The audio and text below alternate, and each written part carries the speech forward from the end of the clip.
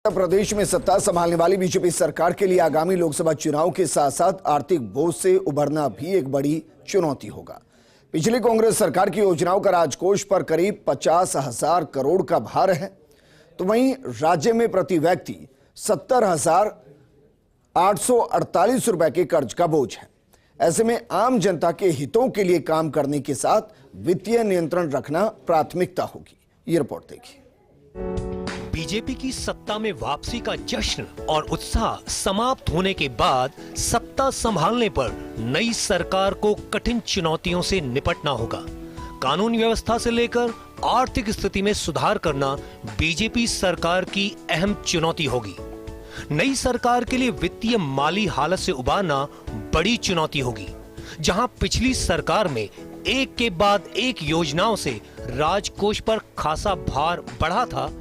100 unit घरेलू बिजली की योजना में 8,000 करोड़ रुपए, हर माह 2,000 यूनिट फ्री बिजली योजना पर 19,000 करोड़ रुपए, न्यूनतम 1,000 रुपए पेंशन योजना पर 12,000 करोड़ रुपए, फूड पैकेट योजना में 3,000 करोड़ रुपए और चिरंजीवी योजना में 2,100 करोड़ का प्रावधान हुआ। वहीं राज्य में प्रति व्यक्ति 70,848 रुपए कर्ज का बोझ। ऐसे में नई सरकार को फुर्सत से सरकारी खजाने पर बोझ कम करने के लिए सोचना जरूरी। सालाना करीब 45,000 करोड़ आरबीआई से राशि लेने की सीमा या बोरोइंग लिमिट, अक्टूबर तक करीब 25,000 करोड़ से ज्यादा ले चुकी राज्य सरकार। अभी सरकारी कर्मियों के वेतन, पेंशन और अन्य का करीब 21,000 करोड़ का खर्चा, जिसमें से आरबीआई से ली जाती है हर माह 7,000 करोड़ की बोरोइंग।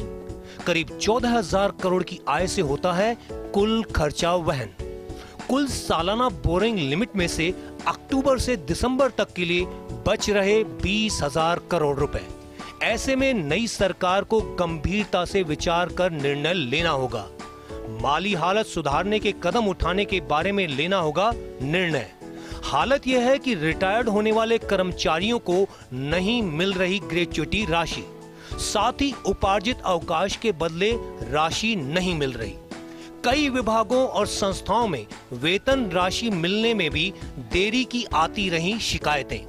पिछली भाजपा सरकार में वित्तीय अनुशासन के नाम पर सरकारी कर्मियों के स्टेशनरी भत्ते में कटौती सहित अन्य तरह की कैंची चलाई गई थी, लेकिन अब नई सरकार में इन तमाम पहलुओं को लेकर विचार कर निर्णय करना होगा।